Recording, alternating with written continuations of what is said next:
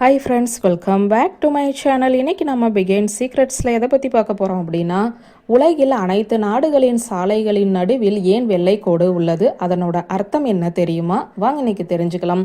நாம் உலகம் முழுக்க எங்கு பயணம் சென்றாலும் சாலைகளுக்கு நடுவில் வெள்ளை நிற கோடுகள் வரையப்பட்டு இருப்பதை பார்க்கலாம்.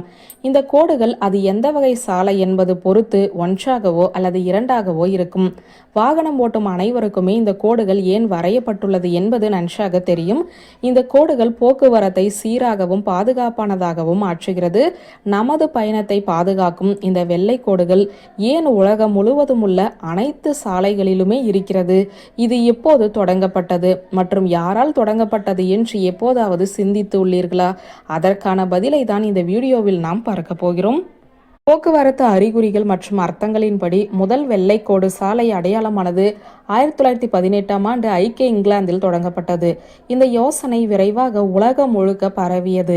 ஆனால் இந்த அடையாளங்கள் 1926 வரை சாலை பாதுகாப்பு நெறிமுறையாக அங்கீகரிக்கப்படவில்லை.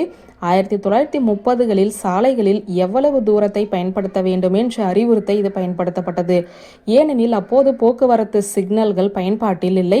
போக்குவரத்து விளக்குகள் இல்லாத ஒரு காலத்தில் திடமான வெள்ளை கோடுகள் நிறுத்த அறிகுறிகளாகவும் பிற எச்சரிக்கை சமிக்கைகளாகவும் செயல்பட்டன.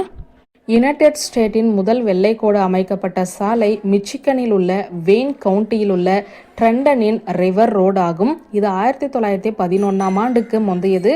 அந்த நேரத்தில் வெயின் கவுண்டி போர்ட் ஆஃப் ரோடுகளின் தலைவரான எட்வர்ட் ஐட்ஸ் சாலையில் ஊற்றிய பாலை பார்த்து இந்த யோசனையை பெற்றார். ஐன்ஸ் மரணத்திற்கு பின்பு 1972இல் இந்த யோசனைக்காக மிச்சிகன் டிரான்ஸ்போர்ட்டேஷன் ஆல் ஆஃப் ஹானரில் சேர்க்கப்பட்டார். பெரும்பாலான சாலைகளில் வெள்ளை கோடுகளை நாம் பார்க்கிறோம். ஆனால் வெள்ளை கோடுகளின் வகைகளுக்கு இடையிலான வேறுபாடுகள் பற்றி நம்மில் குறைவாகவே தெரியும். நாம் எந்த வகையான சாலைகளில் போகிறோம் என்பது இந்த கோடுகளை வைத்தே தெரிந்து கொள்ளலாம். நீங்கள் ஒரு இரட்டை பாதையில் அல்லது ஒரு மோட்டார் பாதையில் பயணம் செய்கிறீர்கள் என்றால் நீங்கள் ஒரு லேண்ட்லைனை பற்றி தெரிந்து கொள்ள வேண்டும். உங்கள் சாலையின் ஓரத்தில் உள்ள போக்குவரத்து அனைத்தும் ஒரே திசையில் பயணிக்கும் என்பதன் மூலம் இவை வேறுபடுகின்றன. உங்கள் சாலையின் ஓரத்தில் உள்ள போக்குவரத்து அனைத்தும் ஒரே திசையில் பயணிக்கும் என்பதன் மூலம் இவை வேறுபடுகின்றன. லேன் கோடுகளில் சாலை அடையாளங்கள் குறுகிய வெள்ளை கோடுகளால் உருவாக்கப்படுகின்றன. இடையில் நீண்ட இடைவெளிகள் உள்ளன. இது பெரும்பாலான சாலைகளில் இருக்கும் வெள்ளை கோட்டின் மிகவும் பொதுவான வடிவம்.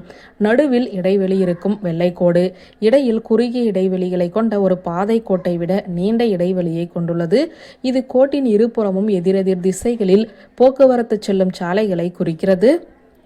அடுத்ததாக அபாய எச்சரிக்கை கோடு. இந்த பெயரிலேயே குறிப்பிட்டது போல அபாய எச்சரிக்கை கோடு கூர்மையான வளைவு அல்லது நீங்கள் நிறுத்தப்பட வேண்டிய சந்திப்பு போன்ற வர இருக்கும் ஆபத்து குறித்து உங்களை எச்சரிக்கும். அபாய எச்சரிக்கை கோடுகளுடன் நீங்கள் அபாயமான பகுதியை நெருங்கும் போது அவை ஒரு லேண்ட் கோடு அல்லது நடுவில் இடைவெளி உள்ள வெள்ளை கோட்டுக்கு மாறும். அபாய எச்சரிக்கை கோடுகளுக்கும் மற்றவற்றுக்கும் இடையான உள்ள வித்தியாசம் என்னவென்றால், அபாய எச்சரிக்கை கோடுகள் மிக நீளமானது மற்றும் அவற்றிற்கு இடையே குறுகிய இடைவெளியை கொண்டிருக்கும். அடுத்ததாக இரட்டை வெள்ளை கோடுகள். ஆபத்தை ஓட்டுபவர்களுக்கு தெரிவிக்கவும் முந்தி செல்லக்கூடாது என்பதை அவர்களுக்கு தெரிவிக்கவும் இரட்டை வெள்ளை கோடுகள் உள்ளன. பெரும்பாலான நேரங்களில் திடமான வெள்ளை கோட்டை கடப்பது சட்டவிரோதமானது. இருப்பினும் விதிக்கு சில விதிவிலக்குகளும் உள்ளன. நீங்கள் ஒரு ஸ்டேஷனரி வாகனத்தை சுற்றி செல்லவோ அல்லது உங்களுடைய சொத்து அல்லது பக்கச்சாலையில் நுழையவோ, சைக்கிள் ஓட்டுநரை முந்தி செல்லவோ, 10 மைல் வேகத்தில் செல்லும் சாலை பணிகள் வாகனத்தை முந்தி செல்லவோ அல்லது குதிரையை முயற்சி செல்லவோ நீங்கள் அனுமதிக்கப்படுவீர்கள். வியூவர்ஸ், இந்த வீடியோ உங்களுக்கு பிடித்திருந்தால் லைக், கமெண்ட், ஷேர் பண்ணுங்க. நன்றி.